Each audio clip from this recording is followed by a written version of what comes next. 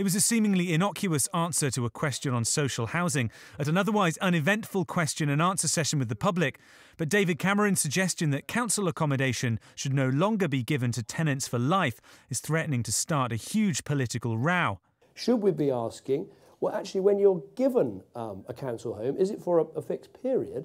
Because maybe in 5 years or 10 years you'll be doing a different job and better paid and you won't need that home, you'll be able to go into the private sector. Not talking about existing tenants, but for future tenants, asking, can we relate more the need you have to the housing that you get, to make sure we have more social mobility and people can move through council housing rather than actually see it as something that they get for life. That idea could prove to be as revolutionary as Margaret Thatcher's policy on giving tenants the right to buy their own council houses back in the 80s. The modern Tory party's just as keen to wean people off their dependence on the state, but this policy is likely to be a lot less popular.